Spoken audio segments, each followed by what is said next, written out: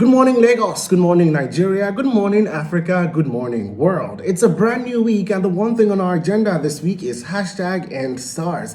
Now, if you're not upset about all the injustice that has been happening lately, then there's definitely got to be something wrong. If you're getting tired of protesting, if you're getting tired of the traffic being caused, or you're still getting upset, then think about all the lives that has been lost because of SARS. Think about all the awful SARS stories that you've heard this past week, and remind yourself of why you're doing this. Remind yourself of what you are fighting for. Go out to protest, and if you can't do that physically, then you can also protest online and do that through your social media platforms. And also, you can keep donating to all the outfits that are supporting the protests out there. Just make sure that you are not silent. Today is Monday, and I'm hoping that it's a better week for justice to be served, for Nigerians to start feeling the impact of our government once again. My name is Biodun, and welcome to another episode of Accelerate News.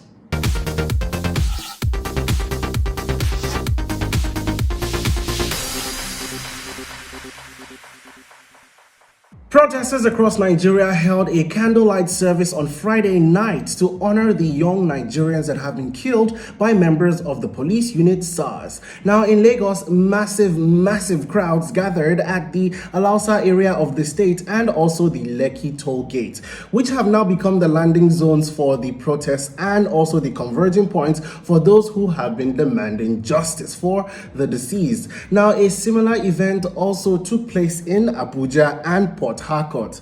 I love the unison that is happening in the country right now. We are united with one voice across the nation. Relatives of the victims spoke about their loved ones and their names were read out in unison. Now, with their stories being told, it has inspired others to come forward and show their support for the movement. Again, this is us fighting with one voice across the nation. The protesters also started the sessions with Christians and Muslims praying for the souls of those that have been killed by members of SARS.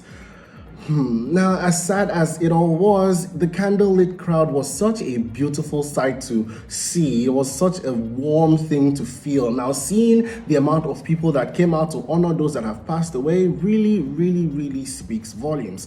Honestly, my heart goes out to every victim of police brutality out there and people who have been subjected to violence by the police. Make sure you I am sending my love and prayers to every one of us. More and more recognizable, prominent figures are now joining the Sars movement. And guess what? We absolutely love to see it. Last week, Dorsey, CEO of Twitter, now joined the End Sars campaign going on across Nigeria. He tweeted the hashtag at 4 p.m. on Wednesday, and he also tweeted donation links and encouraged people to donate to the cause. This is the kind of energy that we really want to see across the world supporting us right now. Also, you've probably noticed by now that little green icon that appears when you tweet the hashtag #EndSARS. Well, that's all thanks to the Oga CEO of Twitter, Jack Dorsey. Now, he is in full support of this cause, and he also verified some of the leading people of the movement on Twitter, such as FK Abudu, Mochivius, Adetola, and Aisha Yesufu, and the organization that has contributed majorly, literally in more ways than one, the Feminist Coalition. Despite having those who are trying to hijack the movement as their own, at the end of the day, we know that these people are some of the people working hard behind the scenes to keep this momentum going, and we are very proud of them. Thank you so much, guys. The energy out there has certainly gotten a lot of artists inspired with new songs, and we're definitely here for it. Now, Sorosoke is one of the trends that has become a social media phenomena since the NSAS protest became an everyday thing.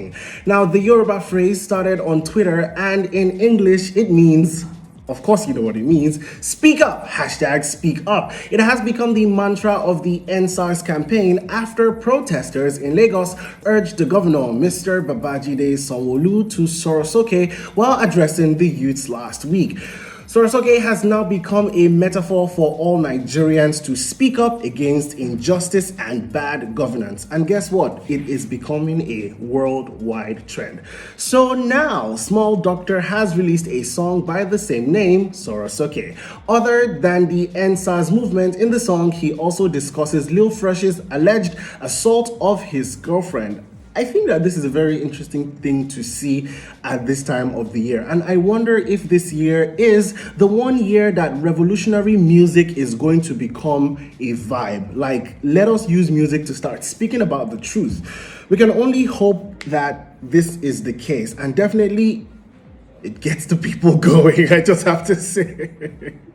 Some sad news for my fellow Chimamanda lovers. It looks like the Americanah series adaptation will not be premiering anytime soon. The anticipated adaptation of Chimamanda's 2013 novel of the same title has been put on indefinite hold due to the COVID-19 pandemic.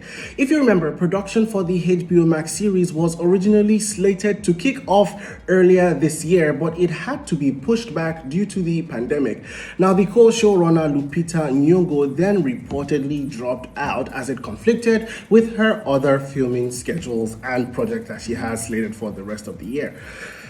I mean, this honestly, I was looking forward to seeing how Lupita would kill her role as Ifemelu. But this may be sad news for Chimamanda. But on the horizon, at least she's got her very short story coming out very soon titled Zikora, and we're going to be sinking our teeth into that. So let's look forward to that as well.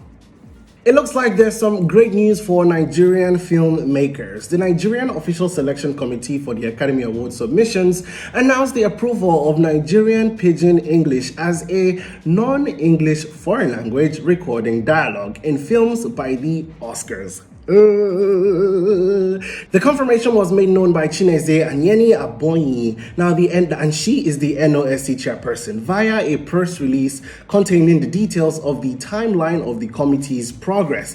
This gives filmmakers more flexibility with creativity, and we're totally here for it. Bubbling back this headline to give you all some Monday morning motivation. Now, Stripe, an American financial services and software company, acquired Paystack, Nigerian startup, for over, wait for it, $200 million, which translates to 76 billion naira. Yes, 76 billion. Please, if you know the number of one of those two guys, just drop it in the comment section below. I want to send them a text message real quick. Paystack is co-founded by Ezra Olubi and Shola Akinlade, who bonded in university and commenced work on their dream from the very noisy dormitory of their school. TechCrunch has described Stripe's acquisition of Paystack as the biggest startup acquisition to date to come out of Nigeria, as well as Stripe's biggest acquisition to date anywhere. This is a huge win for us, and I think that it's an absolutely amazing fit for Nigerian youths everywhere, and just goes to show how much potential we have in this country, and we love to see it. And so, my fellow Nigerians, that's all we've got for you today. Make sure you visit Accelerate TV's YouTube channel or website at acceleratv.com to catch up on our new docu series, Streets of Lagos. Episode 2 takes you on a journey to a place that is described as the Venice of Africa, Makoko Town. John Wesu, a photographer, Zavi, a canoe maker, and Sunday, a fisherman, share their stories of survival in Makoko Town. New episodes air every Thursday at 7 p.m., so make sure you set your calendars and watch it. And before I leave, I just want to urge every young person out there who is protesting, you are doing amazing, and make sure you stay safe while you're out there. My name is Biodun, and this has been yet another episode of Accelerate News. Sorosoke, everybody.